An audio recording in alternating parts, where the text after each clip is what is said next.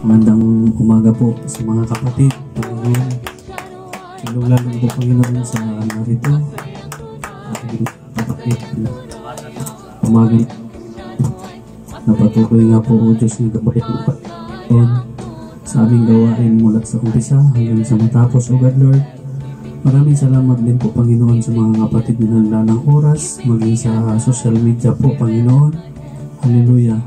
Ang aming mga kapatid nito Panginoon na hindi nakakadalo sa yung bahay panambahan, pagpalain mo Panginoon, bigyan mo sila ng mawalhating kapahingahan Panginoon sa kanilang buhay, God Lord, kahit na sa bahay sila Panginoon ay nakikinig sa iyong banal na salita, O God Lord. Hallelujah. Maraming salamat Panginoon sa iyong anak Panginoon na iyong binigyan ng katalinuhan, O God Lord. Gamitin mo nawa siya Panginoon bilang daluyan sa iyong banal na salita, O God Lord, sa kanyang buhay. Pagpalain niyo po siya Panginoon. Maraming salamat sa kanyang buhay, God Lord. Pagpalain mo siya at nawa Panginoon, bigyan mo siya ng kalakasan sa kanyang physical na pangatawan, maging sa spiritual, O God Lord. Hallelujah. Patuloy nga po, O Diyos, na ikaw po ang maghari sa kanyang buhay, O God Lord. Hallelujah. Maraming salamat din po sa mga kapatid, Panginoon, na patuloy nga nanampalataya, O God Lord, kahit sa social media lamang, O God Lord, dahil ito po yung iyong pinagkaloob sa bawat isa sa amin. Maraming salamat, O God Lord, sa pagtitiwala mo sa bawat isa sa amin, O God Lord. Purihin ka, dakilain ka, O God Lord. Hallelujah. Maraming salamat, O God Lord, sa mga paggabay mo sa amin sa araw-araw, O God Lord. Sa oras nito, Panginoon, hinihiling ko sa inyo, O God Lord, ang iyong patnubay sa bawat isa sa amin, maging itong building namin ginagamit, Panginoon. Balutin mo ng iyong banal na dugo, Panginoon, anumang ingay na lumabas nito, Panginoon. Lahat ng nakakarinig nito, Panginoon, na mapagpapala ito sa kanilang buhay, O God Lord. Hallelujah. Purihin ka, dakilain ka sa pangalan ni Jesus. Amen. Amen. Amen.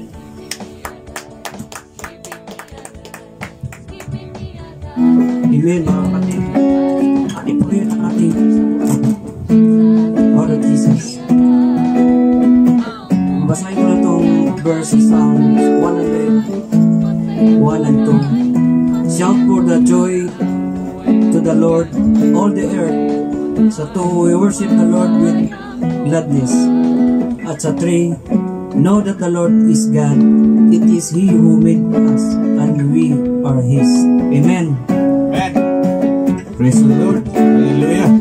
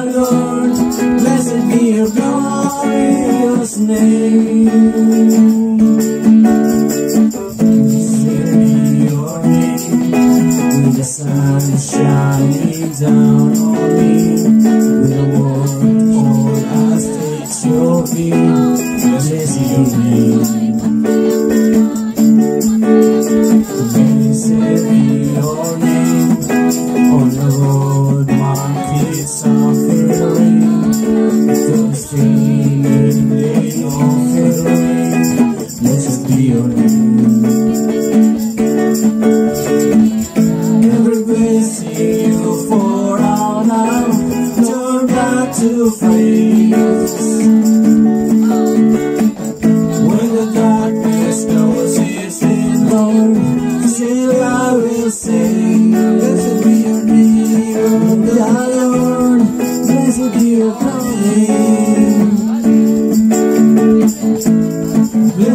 your name of the Lord. Blessed be your glorious name.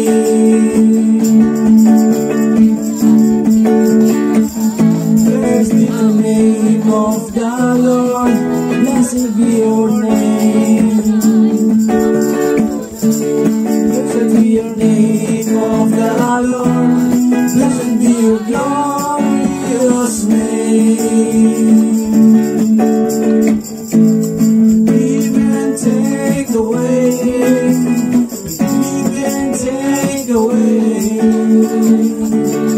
I will choose to say, blessed be your name. Give and take away. Give and take away. I will choose to say, blessed be your name.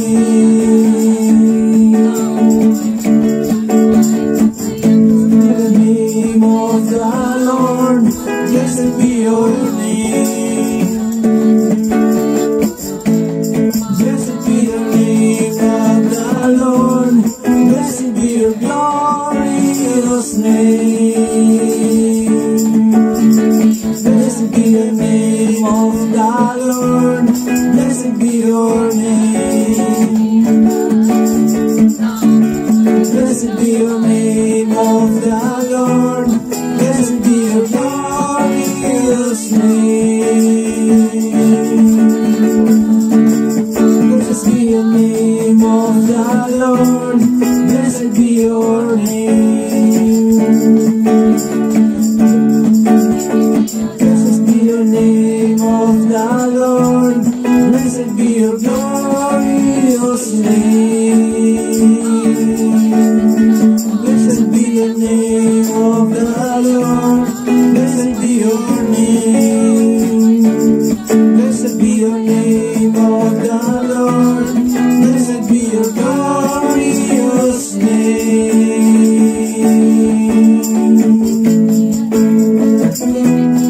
Blessed be your name. Blessed be your name of the Lord, blessed be your glorious name. Hallelujah. We bless you, Lord. We bless your name, O God. We bless your name, O God.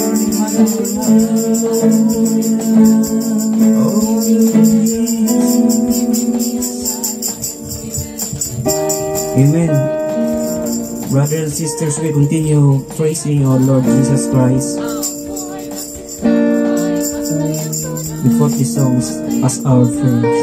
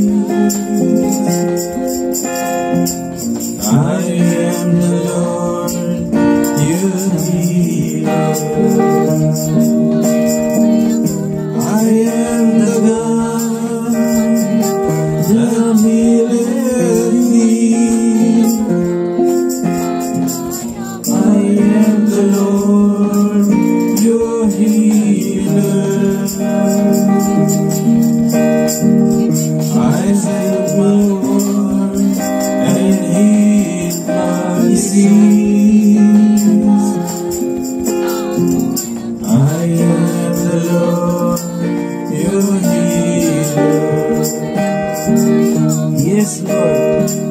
Lord Jesus, ang iyong pangalan ay makapangyarihan sa lahat. Anumang sakit o karamdaman, alam natin mga kapatid, sa Diyos ang may pag-asa na ang pangako niya na papagalingin tayo ng ating Diyos na may makapangyarihan sa lahat. Our God, hallelujah. Amen. You're the God. Yes, Lord. You are the God that healed me. You are the Lord, my healer. You sent my wound and you healed my disease. You are the Lord, my healer. I am the God that healed thee. I am the Lord, your healer. I sent my word and healed thy disease. I am the Lord, your healer.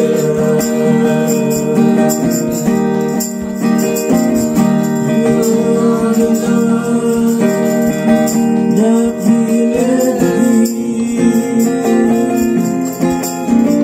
You are the Lord, my healer. You sent my word and healed my disease. You are the Lord, my healer. You are the God that healeth me. You are the Lord, my healer. You sent the Lord and healed my disease. You are the Lord, my healer. Lord, hallelujah. You are the Lord, my healer. You are the Lord, my healer. Yes, God. Hallelujah. You are our healer, Lord.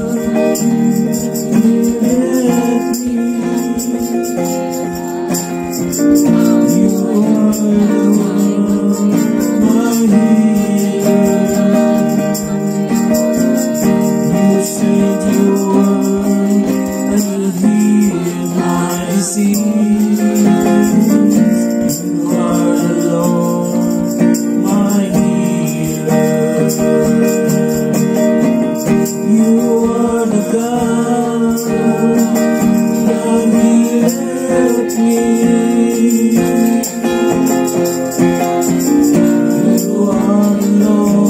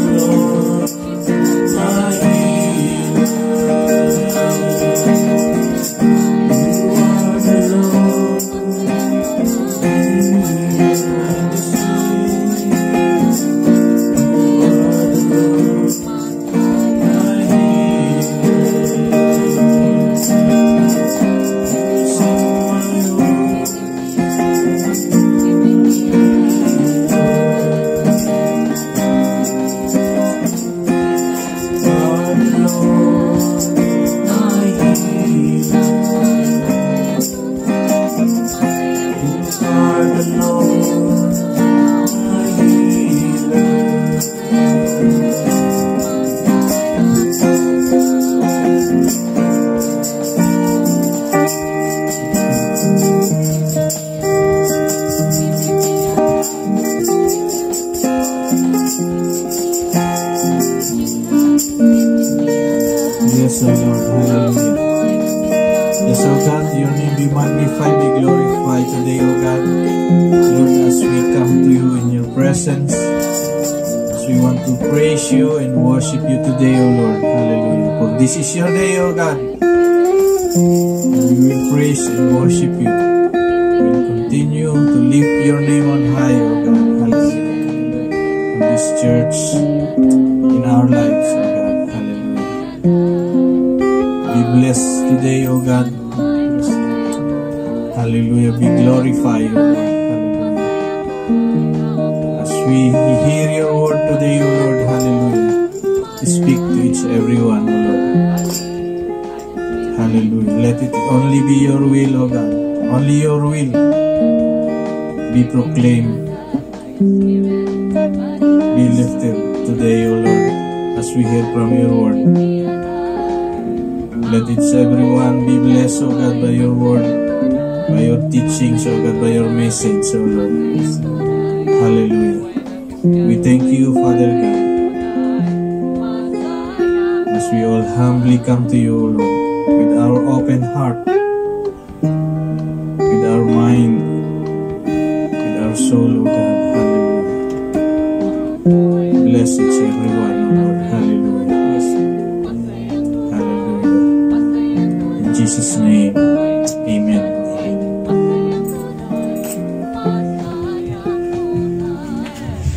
Praise. Amen. So magandang araw po, magandang tanghali sa bawat isa po, sa mga nanonood at manunood pa po ng ating FB Live, sa ating worship service para ngayong araw po ng Friday. Salamat po sa Diyos at kahit sa maigsing panahon ng preparation, sa maigsing panahon ng paghahanda para po sa kanyang pong gawain, sa biyaya at habag po ng ating Diyos, tayo po ay nagkakaroon pa rin ng maigsing panahon ng pagkakataon, munting gawain upang papurihan siya at luwalhatiin siya. Amen. Sa araw pong ito, tayo po ay makikinig ng maigsing katuruan o mensahe ng ating Diyos para po sa araw na ito. So para po sa bawat isa na nanonood po, isa pong magandang araw po sa inyo, magandang tanghali po. At ganoon din po sa mga kapatid na nandito po sa ating bahay panambahan.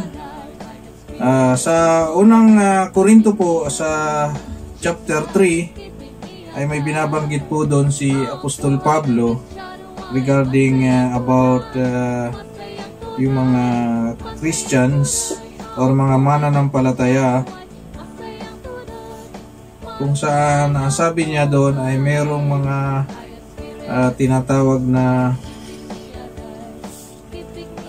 baby Christians at meron din siyang tinatawag na spiritual Christians at yung sabi niya na mga carnal Christians. Sa chapter 3 po ng 1 Corinthians verse 1, babasahin ko po, "And I, brethren, could not speak unto you as spiritual, but unto carnal, as unto babes in Christ. I fed you with milk, not with meat, for you were not able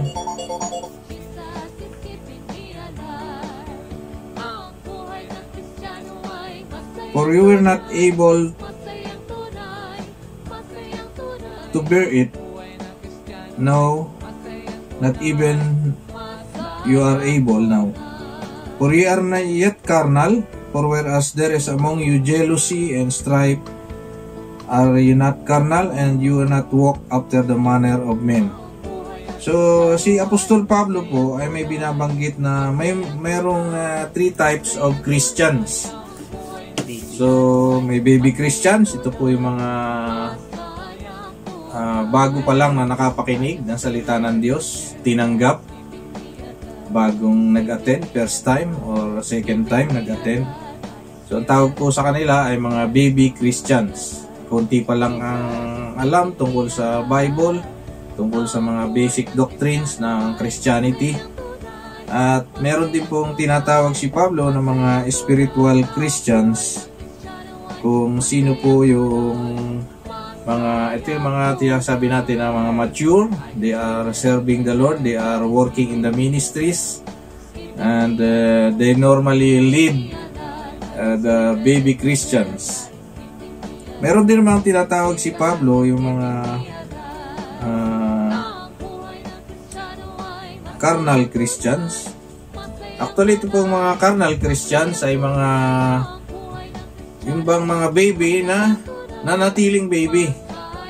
After 1 year, after 2 years, 3 years na, dumadalo sa gawain, 2 years na, pero baby pa rin sila. So, ang tawag po sa kanila ay mga carnal Christians. Sa hapon pong ito, hindi natin babanggitin, hindi natin sasabihin kung sino ba yung mga sa atin, kung sino yung baby, kung sino yung mga spiritual Christians, or sino yung mga carnal Christians. But meron po tayong meron po inilaan na isang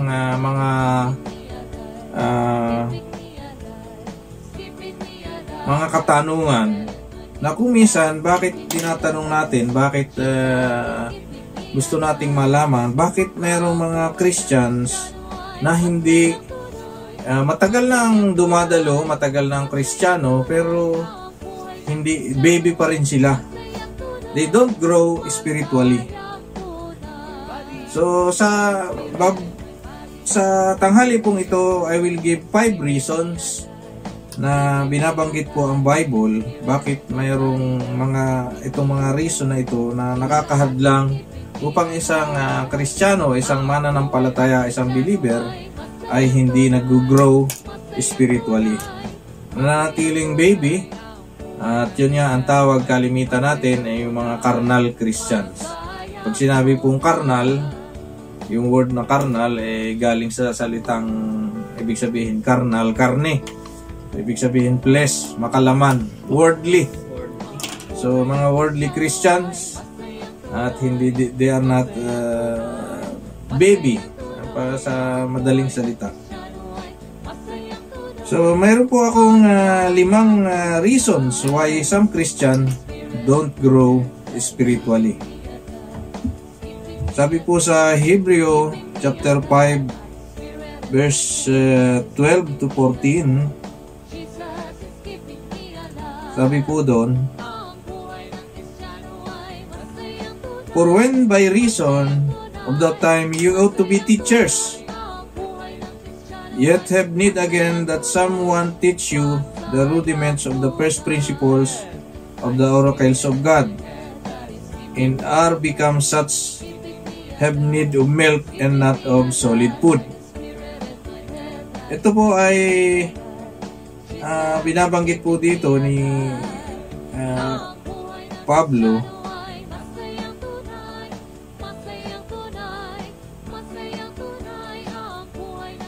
na ang sabi din to, in fact though by this time you ought to be teachers. Yun daw mga mananampalataya na medyo matagal na. Sabi niya, pwede na kayong magturo, pwede na kayong nakagraduate na kayo sa mga elementary teachings. Kung sa pag-aaral sa atin ay parang high school na or nasa primary school na, graduate na ng elementary. Sabi ni Pablo, you need milk, not solid food. Matagal lang mananampalataya, pero gatas pa lang ang iniinom, hindi yung solid food. Sabi niya, anyone who lives on milk, being still an infant, is not acquainted with the teachings about righteousness. So yung yun daw mga patuloy pang gatas lang ang patuloy na iniinom, kinakain. Ibig sabihin, yung mga basic teachings lang ng pag-aaral ng about Christianity, about the Word of God. Ay sabi, they are being still infant is not acquainted with the teaching about righteousness.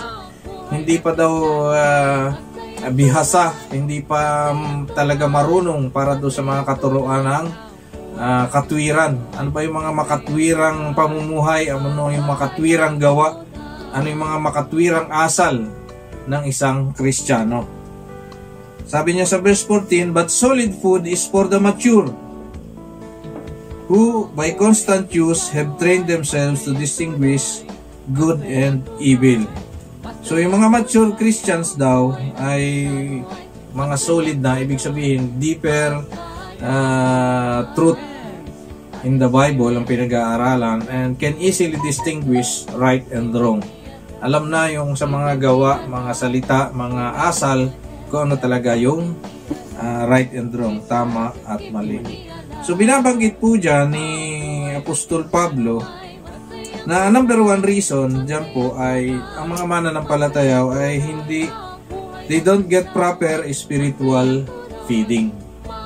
Hindi sila nakakatanggap ng mga tamang spiritual feeding, yung mga spiritual na pagkain. Bakit? Siguro hindi dumadalo ng Bible study.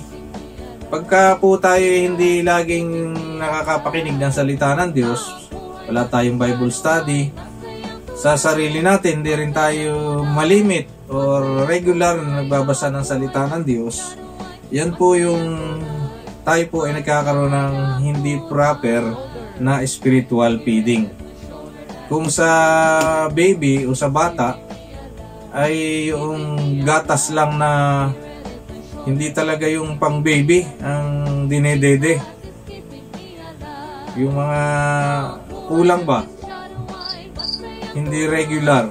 So kaya nananatili, hindi pag ang bata yung kulang yung yung feeding ng milk, either by breastfeeding or yung mga nabibiling gatas, di ba nagiging bansot, hindi nagkakaroon ng proper development sa kanilang pag-iisip, even sa kanilang mga physical body, hindi nadidevelop.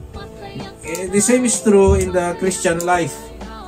Kung tayo hindi nakakatanggap, very poor yung ating spiritual feeding, ayun, nagiging yun niya, sabi malnourished. Alam niyan naman ninyo, pag sinabing malnourished yung baby, ano ba yung baby na malnourished? Anong hitsura? Payat? Malaki ang mata? Malaki ang tiyan? Bakit? Di ba ang pangit ng hitsura, no? Pang sinabi nating malnourished yung baby. So this, in our spiritual life, in our Christian life, we also become like that malnourished. Ibig sabihin kulang sa sustansya yung ating mga kinakain, kulang sa vitamina.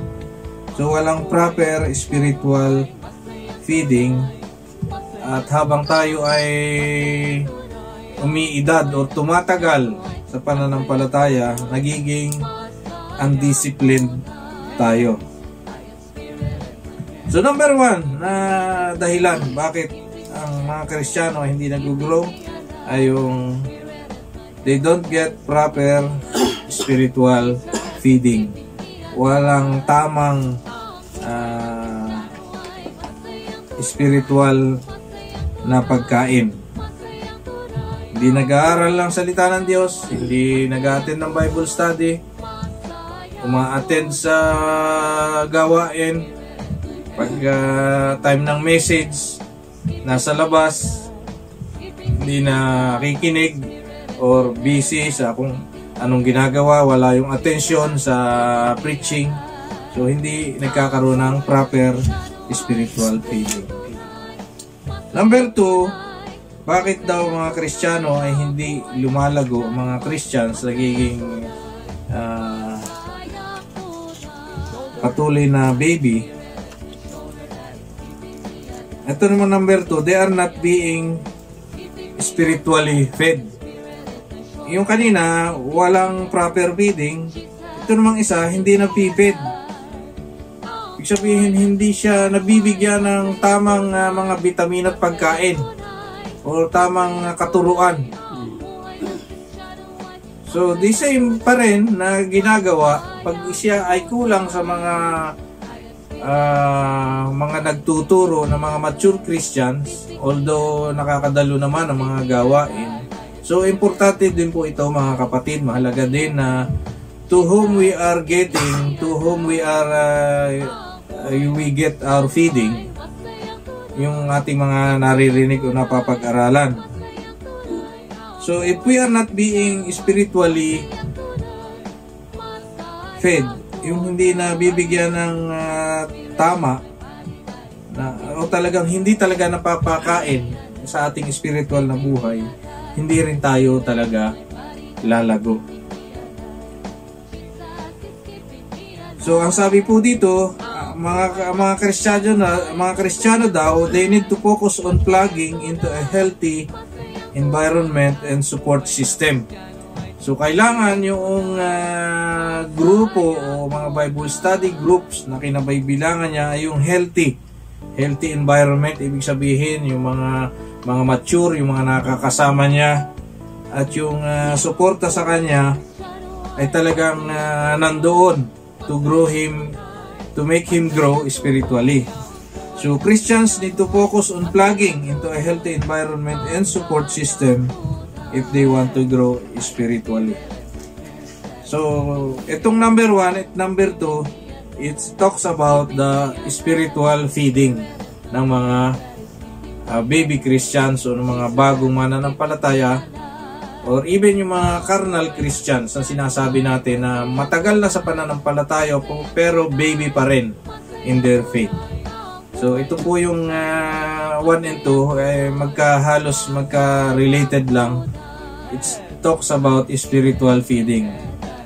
Kailangan proper, at number 2, kailangan you are in a good and healthy environment.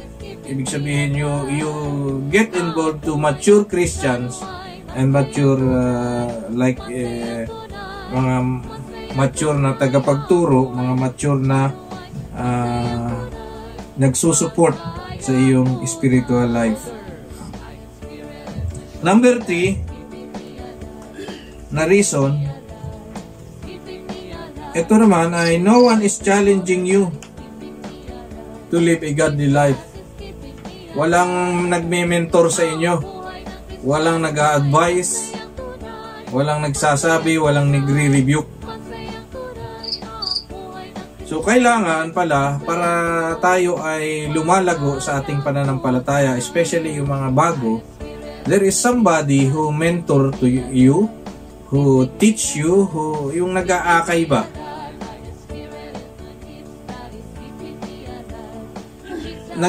China-challenge na ikaw kung paano ka magiging mamumuhay into a godly life. Sabi po sa Proverbs 27 verse 17,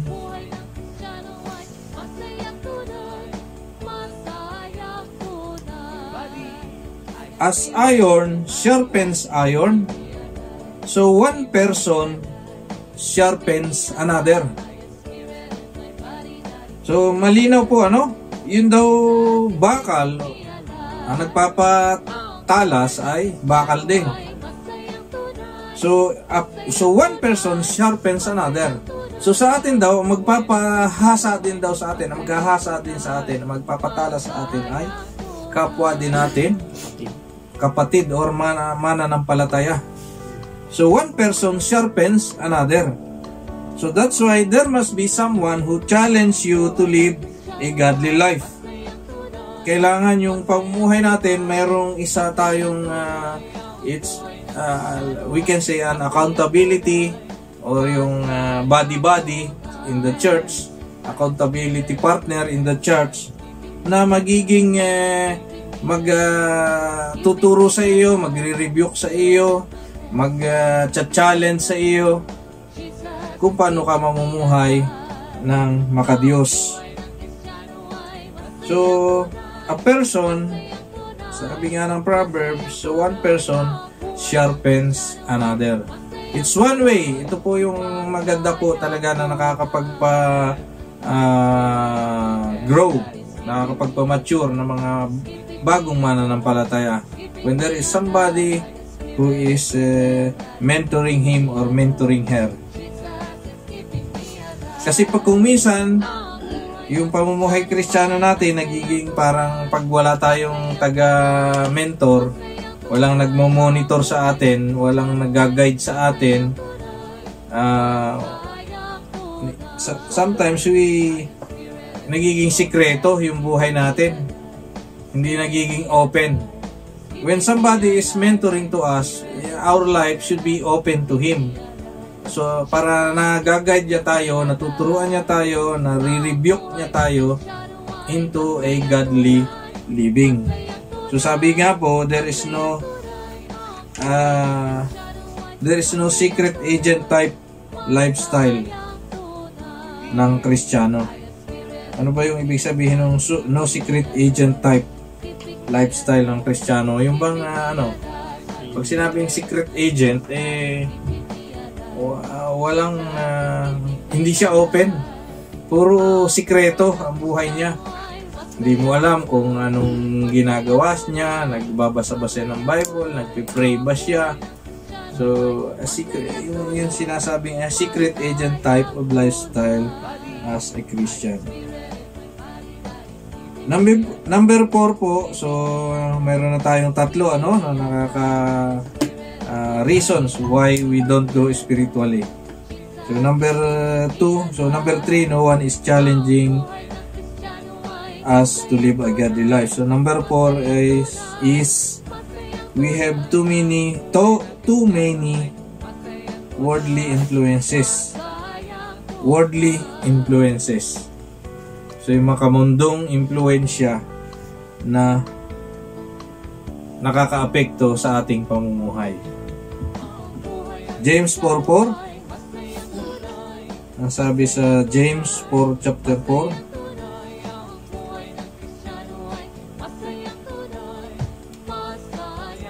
sabi po dito, you adulterous people, don't you know that friendship with the world means enmity against God? Therefore, anyone who chooses to be friend of the world become an enemy of God. So, malinaw naman po, yung friendship with the world is enmity against God. And to be friend of the world becomes an enemy of God. So, yung ibig sabihin ng pagiging sadik or kaibigan ng mundo, ito po ay kaaway ng Diyos. Ang sabi po doon, ibig sabihin, you will not grow as a Christian if you live a worldly life. Yung bang, itong mga worldly life na sinasabi sa mundo? You go out with your friends, you nakikipag-inuman ka, you hang out sa mga kung saan-saan, mayroong mga inuman, naninigarilyo, kung anong party doon, party dito, sayawan, barkada doon, barkada dito. So ito po yung mga pag ganito po daw yung ating pamumuhay, we will not grow as a Christians. Sabi sa Romans 12:2, anong dapat natin gawin? Roma 12:2.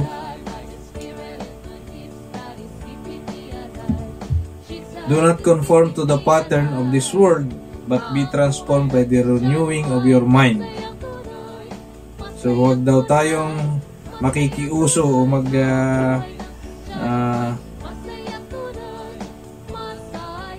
makikigaya sa sistema ng mundong ito, but be transformed.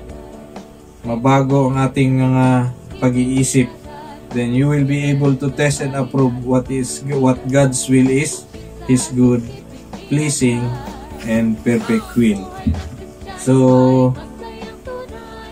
yung sistema ng mundo, kung tayo ay laging nakikiayon, kung tayo ay laging nakikiuso,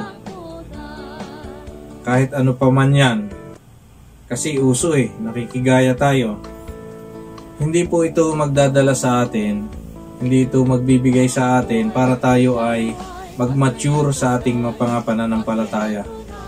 So ano bang mga example sa kapanahunan ngayon na nakikita natin na yung mga kahit mga Kristiyano ay talagang dalan-dala din ng takbo ng mundo, ng sistema. TikTok.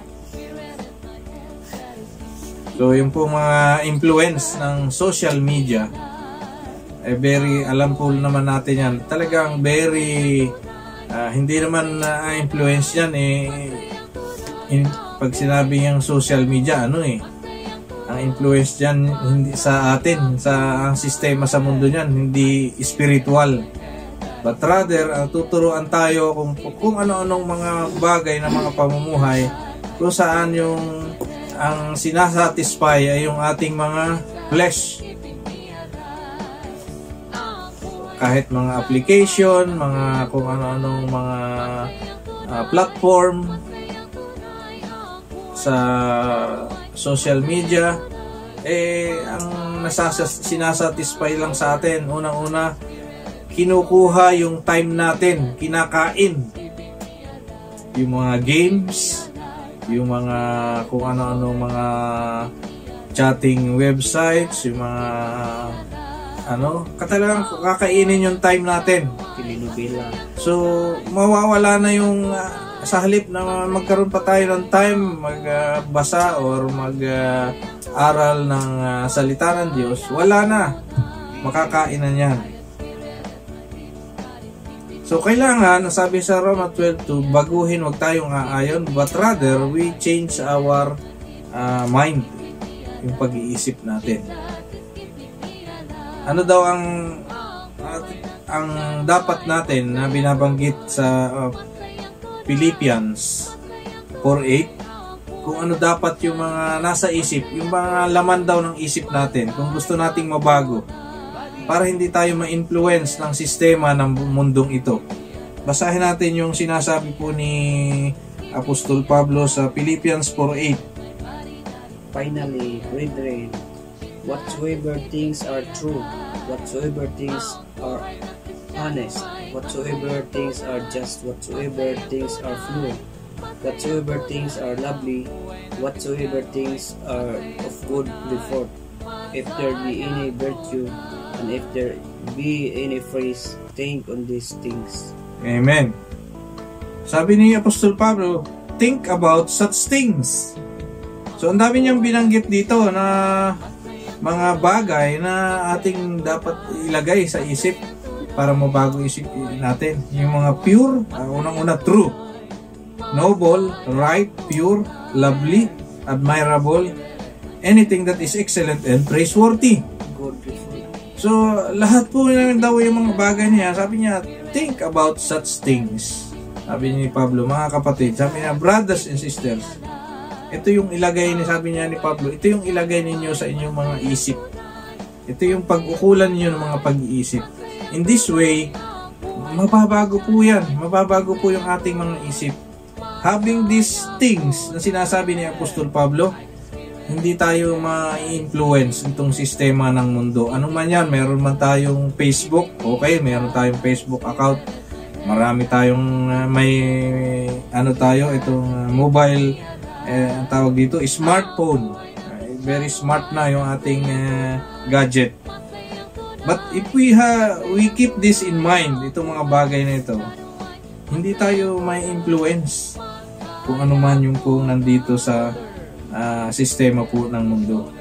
So too many worldly influences, this hinders why some Christians don't grow spiritually.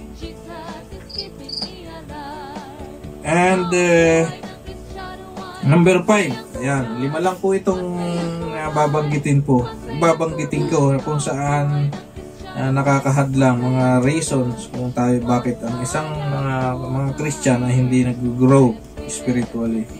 They don't have real purpose for living. Ayan. Hindi talaga natutunan ng bawat nakakilala kay Kristo kung ano ba talaga yung purpose ng buhay. Yung purpose kung bakit tayo nandito sa mundong ito. At isa pong magandang guide po dito, yung aklat ni Pastor Rick Warren, yung Purpose Driven Life, kung saan in 40 chapters ay inisa-isa po niya doon from beginning hanggang doon sa huli, kung ano ba talaga yung real purpose ng buhay natin dito sa mundo, kung bakit tayo nandito. Doon po makikita natin, after reading the whole book, malalaman doon natin yun pala kung bakit tayo nandito sa mundo. In that way, mapapagtuunan po natin yung ating tinanggap.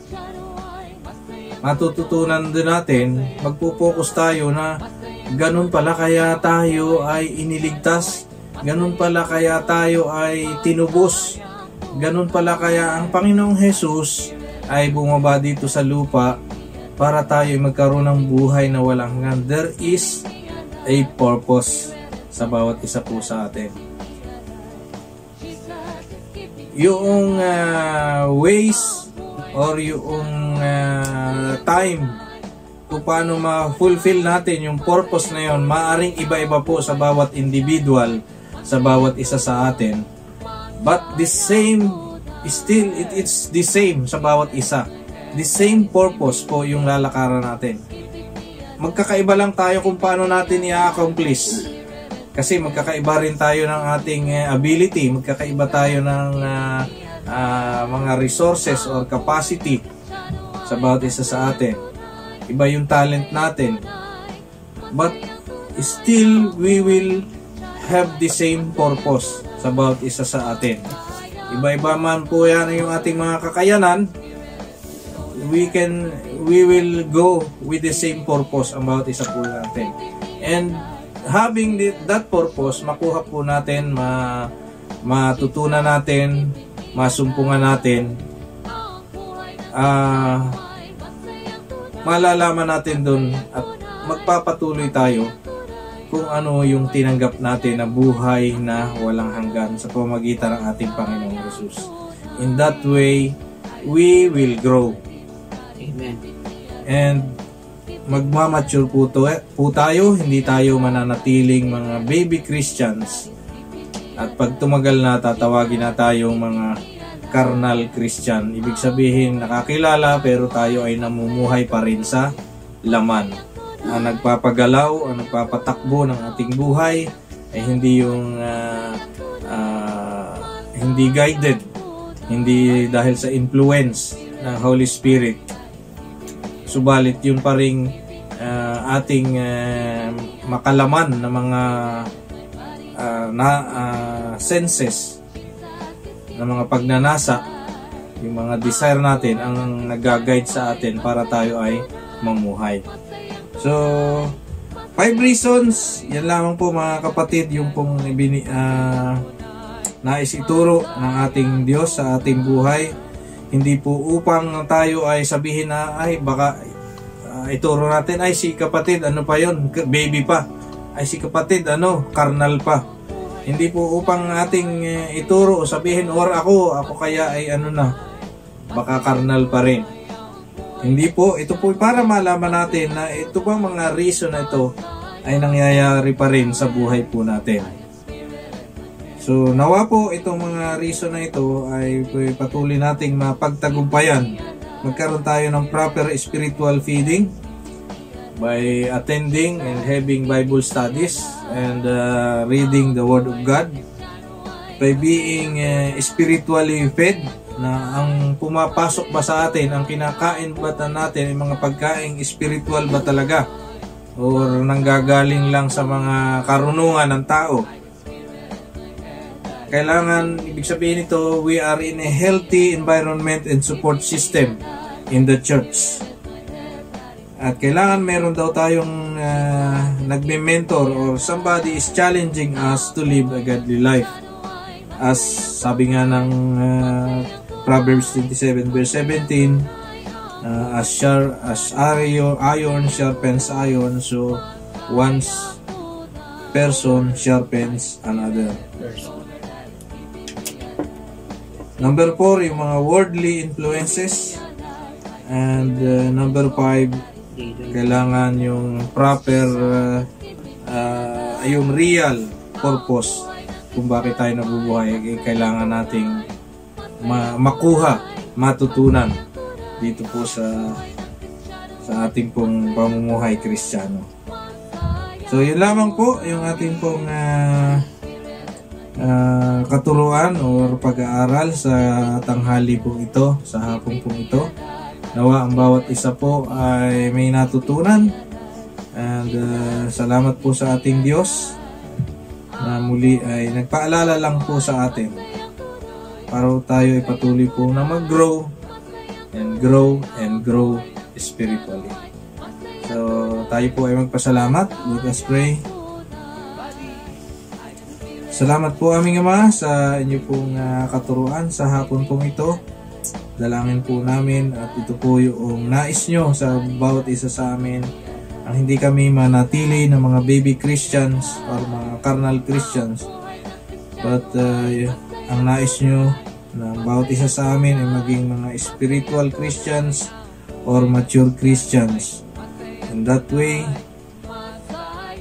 ma-fulfill yung purpose nyo, ma-serve yung nais nyo sa buhay namin, magawa namin yung mga ministry na pinagkatiwala nyo, kung ano yung mga dapat namin gawin, especially in the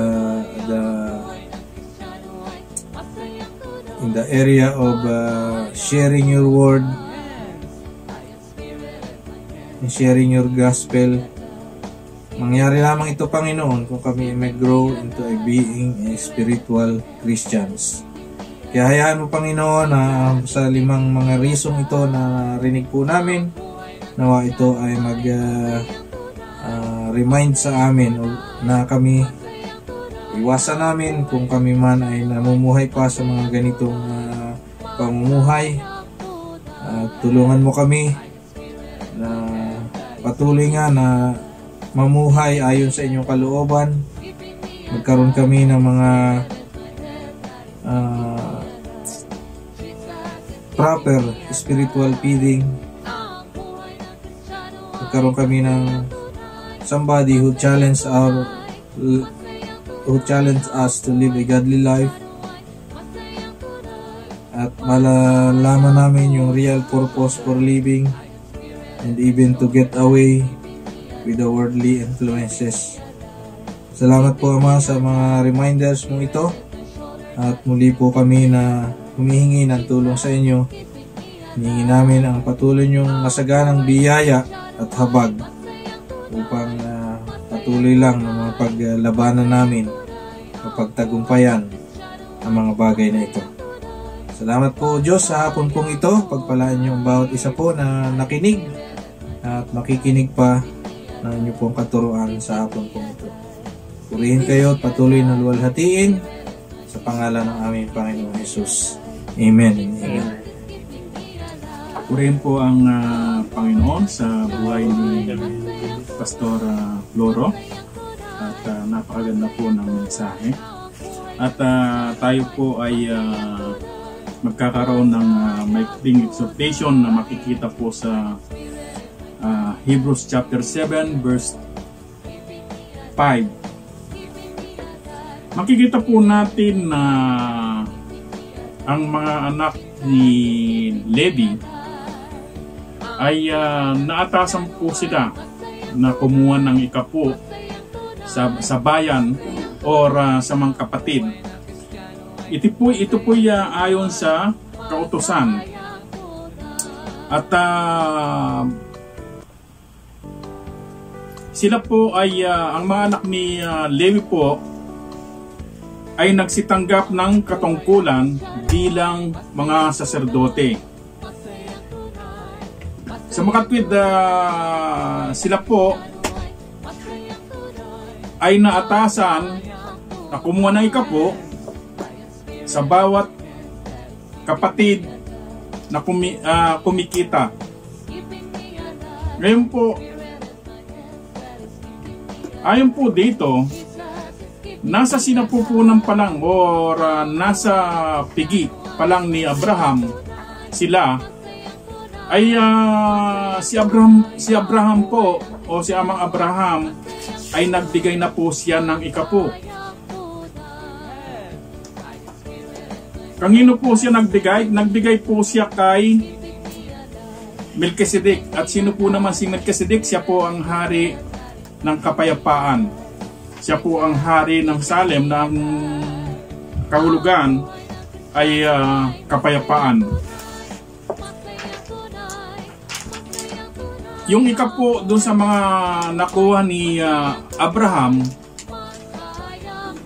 ay ibinigay po niya kay Melchizedek at siya po ay pinagpala. So kung nais po tayong pagpalain o nais tayo po mapagpala ng Panginoon, so dapat po nating maibigay o maibalik yung ikapo sa mga kinita po natin. Tunay nga po, kapag sinubok po natin ang Panginoon, umasa po tayo na tayo ay kanyang pagpapalain at ito'y bubuksan niya ang dorongawan ng langit para sa atin. Tayo po'y magbigay. At mga kapatid, yung pong ating ibibigay na ikapo o love gift ay pwede po nating ibigay kay Ate Apple or kay Ate Merlin. So makipag-coordinate lang po tayo sa bawat isa at tayo po'y manalangin. Aming Diyos na makapangyarihan sa lahat, maraming salamat po sa inyong kabutihan at sa mga company na aming pinagtatrabuhan. Patuloy po namin dinadalangin ng mga kumpanyang ito na inyong pagpalain, Panginoon, upang sila'y patuloy na maging daluyan ng pagpapala na galing sa inyong Panginoon para sa inyong mga anak, Panginoon. Maraming salamat po, Panginoon, sa mga trabaho na ibinigay niyo sa amin. At tunay nga po, O Diyos, kayo ang Diyos na mapagpala. At tinataas po namin ng ang ikapong bahagi at ang mga love gift na narito, Panginoon, na ito'y pagpalain po niyo, ganyan din po umahawak nito, pagpalain po niyo sa Panginoon at bigyan ng katalinuhan upang patuloy na ma-manage ang ikapong ito, Panginoon, at patuloy na lumaganap ang inyong mga salita, Panginoon, sa buong mundo. Kaya po, ang lahat ng pasalamat, papuri, ay tanging sa inyo lamang. In Jesus' name we pray. Amen. Purihin po ang Diyos at tayo po ay natapos na sa ating pong gawain. Salamat po sa ating Panginoon na sa maigsing panahon, maigsing time na inilaan natin. Nawa po ay nabigyan pa rin siya ng kapurihan, kaluwalhatian. Sa next week po ay tayo ay anong date next week? 19 June 19. So hindi pa pala kasi ang announcement nila June 20 magnormal, June 21. So 19 maaring ganun pa rin tayo, ganito pa rin po tayo through FB Live. Tingnan natin after ng 19 kung magnormal na nga, kung tayo ay makapag-gather na physically. Amen. So, let's continue to pray na kung yun talaga ang kalooban ng Diyos, edi loobin na yan na by in the next 2 weeks ay makapag-resume po tayo. Amen. Sige po, tayo po ay manalangin. Hallelujah. Purihin ka aming amang Diyos sa hapon pong ito. Kami po'y labis na nagpapasalamat muli sa inyo pong pinagkaloob sa amin ng katagumpayan sa gawain ito. Salamat po, Ama, sa mga presensya ng bawat isa po sa amin. Sa buhay po ni Kuya Esri, ginamit mo sa pagpapaawit si Kuya Charlie bilang gitarista, si Pastor Joe bilang short exhorter at yung pong lingkod para po sa inyong mga salita. Salamat, Ama, na sa limitadong bilang ng mga anak mo, O Diyos, nagagawa pa rin namin, O Diyos, upang ibigay sa iyo yung the best namin. Hindi man namin, O Diyos, magawa yung pinakamaigi, pinakamabuti para sa inyo. Ngunit hayaan mo, O Diyos, na sa kaunting bagay na ito na nagginawa namin sa inyo, nawa kayo pa rin ang napangiti namin, naluwalhati namin sa aming gawain ito, O Diyos. Maraming salamat po, Ama, sa inyo pong patuloy na pag-iingat sa lugar na ito, ganun din sa mga kapatid na nakiisa sa amin sa gawain ito sa pamamagitan po ng panonood nila sa FB Live. Nawa ay pagpalain mo rin sila, anuman po, saan man po sila nandoon.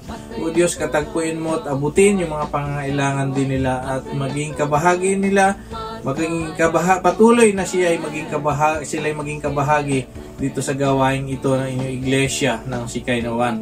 Salamat po, Ama, at dalangin ko, Panginoon, na sa mga susunod na araw, O Diyos, patuloy para namin na ma-fulfill, magawa yung mga assignment mo, yung mga nais mong gawin para sa iglesyang ito, yung mga Bible study, yung mga gawain ng panalanginan, at hayaan mo, O Diyos, na kahit sa mga through social media, O Diyos, na ginagawa namin to, Lord, nawa ito ay magbigay kapurihan pa rin, kaluwalhatian sa inyong dakilang pangalan. Salamat po, Ama, sa tanghaling ito, anuman po yung sa lahat ng aming mga pagsasaluhan, ng mga pabiyaya sa hapong ito, pagpalain po ito, at maging yung aming pong pag-uwi ng mga kapatid ay ingatan mo ang bawat isa. Salamat po, Ama. In Jesus' name I pray. Amen and amen. Amen. Amen. Hallelujah. Taas po natin ang ating mga kamay. Hallelujah. Ang masaganang biyaya at habag ng ating Diyos Ama, ang patuloy na pag-ibig, walang hanggang pag-ibig ng ating Panginoong Jesus, ang patuloy na pagsama, patnubay, gabay ng Banal na Espiritu, nawa po ay sumating lahat sa pangalan ng Ama, ng Anak, ng Espiritu Santo. Amen. Amen.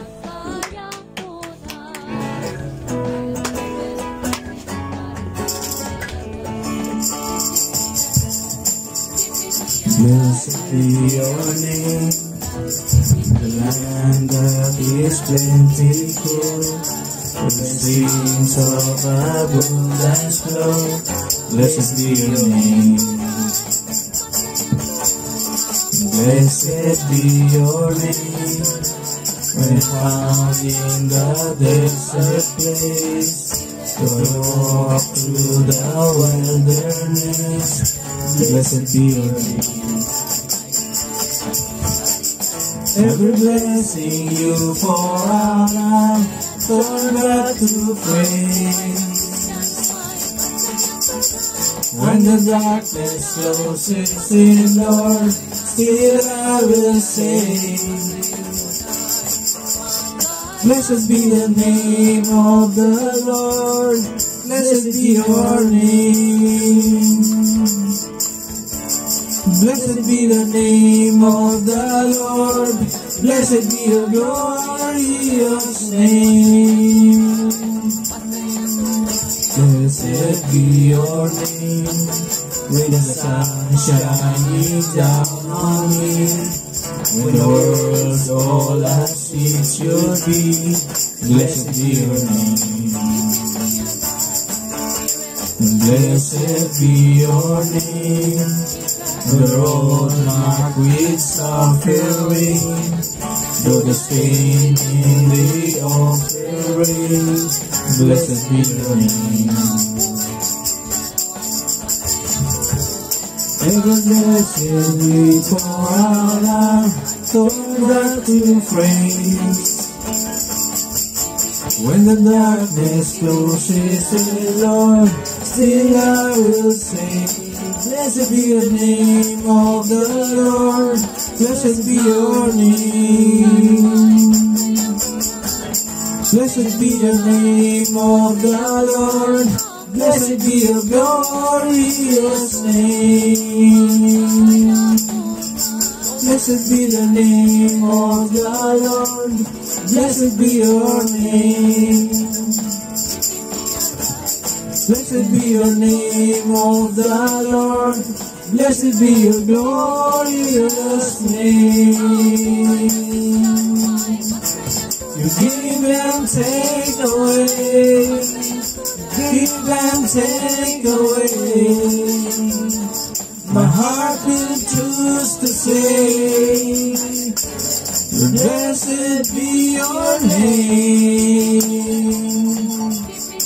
give and take away, give and take away. My heart will choose to say, blessed be your name. Blessed be the name of the Lord. Blessed be your name. Blessed be the name of the Lord. Blessed be your name. Blessed be the name of the Lord. Blessed be your name. Blessed be the name of the Lord. Blessed be your glorious name. Amen.